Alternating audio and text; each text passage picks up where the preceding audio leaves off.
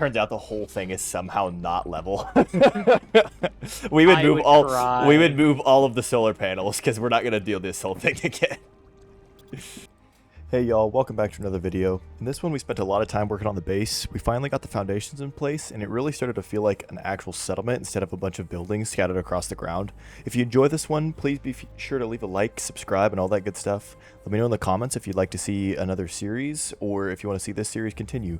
I've got about, I don't know, maybe 7 or 8 videos worth of footage that I still need to edit down and get uploaded. Hopefully I can get a few more out and released so I can start catching up. This thing's gonna look sick when it's done, dude. I think we go out, what do you think, one more out maybe? Because yeah, we're not even halfway past the solar panels yet. Maybe even 2 more out. Whoops. As you saw at the end of the last video, we started by building the perimeter of the base, spacing the support pillars 10 platforms apart. We do end up changing this later on, but at the time it seemed like a good starting point. You know, the easiest way to do this would probably be to place platforms at the bottom that are exactly 2 pillars away, and then just build up. So, okay, go. I can't. Okay, go down 3 or 4. Okay, now go down 6. 1, 2, 3, 4, 5, 6. Okay, 6 more. 1, 2, 3, 4, 5, 6. There you go. Beautiful. Okay, I think that's awesome. a good boundaries for a first factory. Setting everything up took a while. I would extend the platform out from the top while Thomas brought the pillar up from below, making sure the 2 lined up perfectly every time. Once we got the process down though, it turned into a pretty efficient system. And then we just need to go all the way into the rock basically here. Will it allow me to? Yeah, it will. Like that? Yeah, and then I think I can get one more in there maybe? Is that level? Okay, if you want, here, I can tell you where it's going to be level if you want. Because this is lined up here. I can't really tell. Oh, it is lined up. Here, can you extend your thing out above me just so I can see where this is going to has to be? I think it's right here. Like my platform? Yeah, so I can see how high I need to be. Okay. Oh, 1, 2, 3, 4, 5, 6. Perfect. That right there was pretty much a perfect indicator of how the entire building process went. One of the 2 of us would extend the platforms out from the top and then build the pillars from below. Once we had the outline finished, we started filling the platforms from the top. We spent quite a bit of time debating how far apart the support pillars should be, and after some testing we decided that 4 platforms between each pillar was the sweet spot. That meant we had to go back and move a few things around, but once everything was adjusted, we finally had the framework of the base set up the way we wanted. Well, okay, we can fix where all the pillars are later by adding them in before we remove them, and then we'll be fine. But let's just get the freaking... Because here's the thing. What I learned from Satisfactory is I would do this, and I would get distracted making all this stuff, and the whole time the factory is not producing resources because it's under construction. So it's better to get the factory going and then do all the aesthetic work afterwards. But okay. We're almost... Yeah, so we're almost here. Looking back, I think it's worth explaining my thought process here a little more. When I played Satisfactory, I had a habit of tearing down the entire factory just to rebuild them so they looked nicer or had better aesthetics. The problem with that was that while I was rebuilding, the factory wasn't producing any resources, which made the whole process pretty inefficient for what was ultimately just a visual improvement. I was trying to avoid making the same mistake here. My goal was to keep the factory running and producing resources, even if it meant things looked a little messy for a while. That said, we didn't always stick with that philosophy. We definitely got distracted a few times and ended up spending time on appearance and organization anyway. Also, I don't think going the maximum of 10 is smart. Makes it very difficult to... Yeah, because in between... Actually, I guess it's probably because these aren't far enough out. Apparently, Thomas had not realized that we had been switching to 4 platforms between each rather than 10. Are you doing 4 now? Well, 4 is the perfect for this way anyway. We could do 3 that way and it wouldn't matter. But we're doing 4 for sure this way because that makes it so we don't have to move any of the pillars on the other side. Okay, here's what's going to happen, Thomas. I'm lining up all the pillars. I don't know what you're doing over there, but be careful. I'm going to line up all the pillars on this side. And I've been going every 4. Okay. Off of the line I just made in the middle, right? Yeah. That looks like that. Oh, okay. Yes. This one pillar right there is weird, but yeah. Okay, I'm going to line up everything on this side. Some of them are already placed. Yeah, I'm going to line up all the pillars on this side here. Right where they need to go. At least for the first little bit. That way it is perfect everywhere. One thing I found is that it's interesting how easy it is to completely miss all the wave warnings for a fire wave, especially if you're really engrossed in something like sorting out your resource storage or building your base. Oh. Yeah, number 2.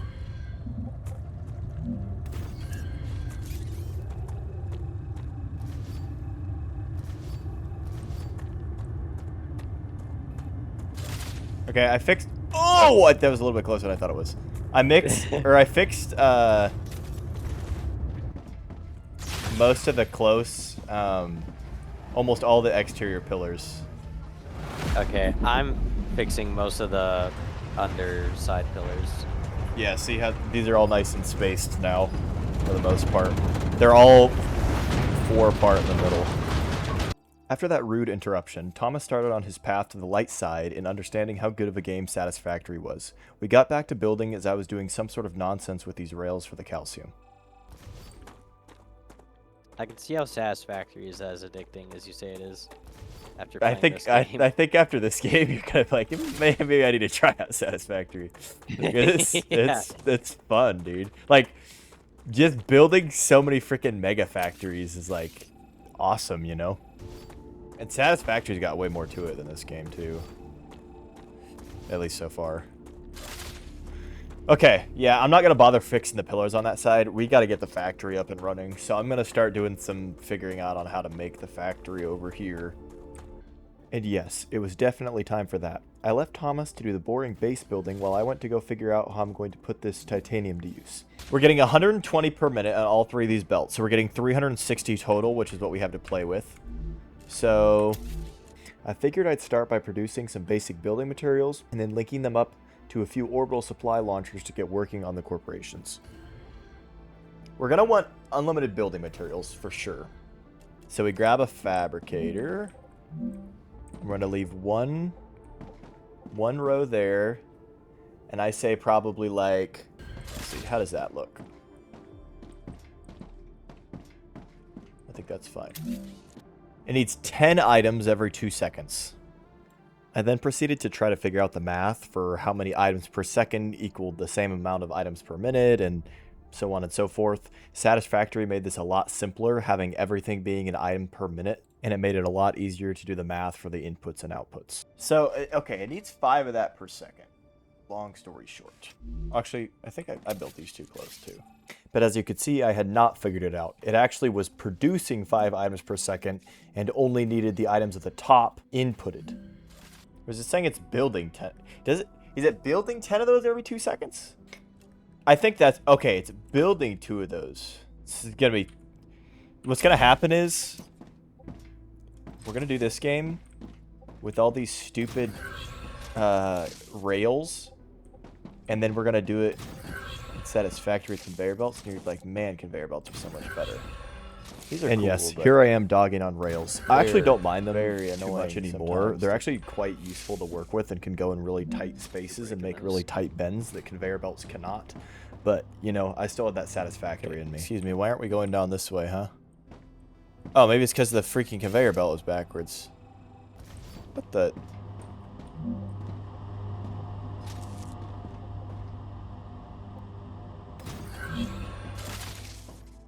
Yeah, that would make sense. Okay, they're still only going that way. Maybe that will change once they fill up. Another thing I was still getting used to was the pull system, where instead of a conveyor belt pushing things in and there always being plenty until it was exhausted of whatever resource going into your fabricator, the fabricator would request only the required amount of resources. So if there were resources already on the line that were going to a different fabricator until new resources from the current fabricator were requested, those resources would never take a different rail to fill up the fabricator that needed them. It sounds complex, but it's not actually all that bad once I got used to it. I then spent another half hour or so filling in the rest of the pillars and the platform across most of the top of the base to prepare it for the rest of the factory. Perfect. Beautiful. No shot. I have a freaking pillar stuck in the ground at the wrong level where I need to make another one and I can't get it out. That's horrible. Ow.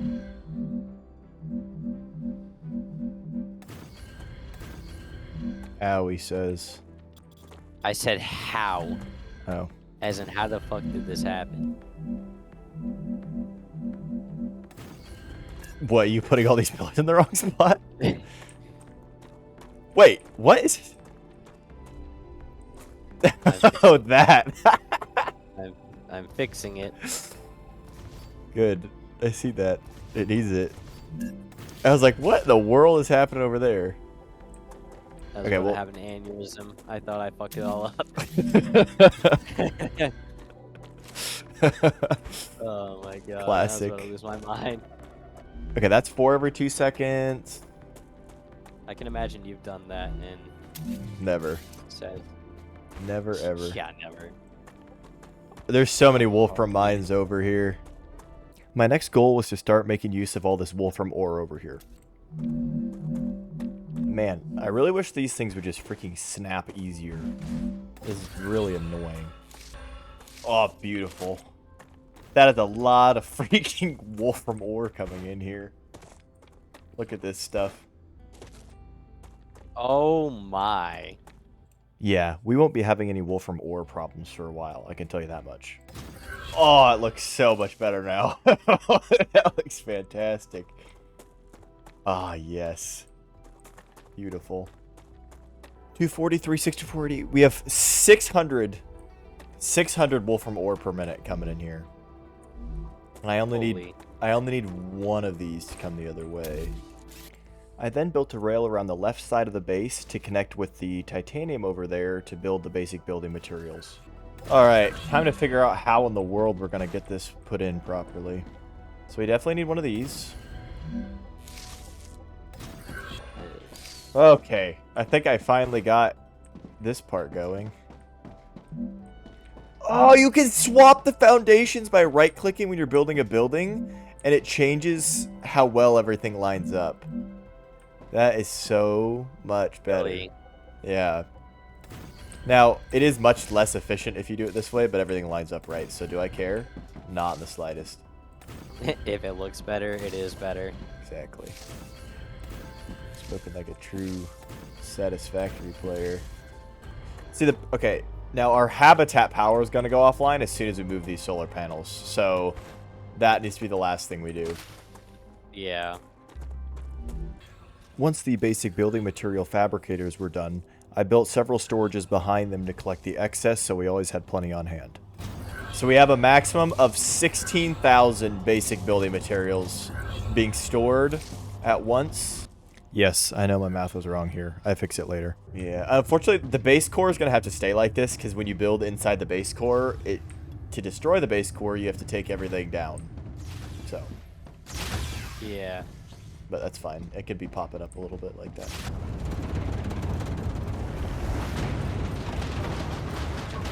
We come out and all our hard work is just gone. That would suck so bad. That would suck. That would be terrible.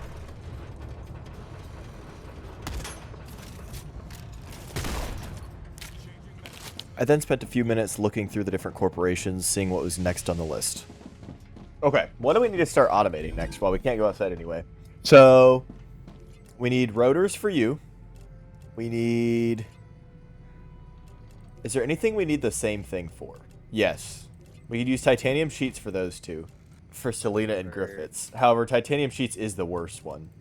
As I mentioned before the fire wave, one issue we were trying to solve was how we would move this base core. See, if you pick up the base core, all the buildings inside of it disappear automatically, which obviously we didn't want to happen, so we were trying to figure out a way around that.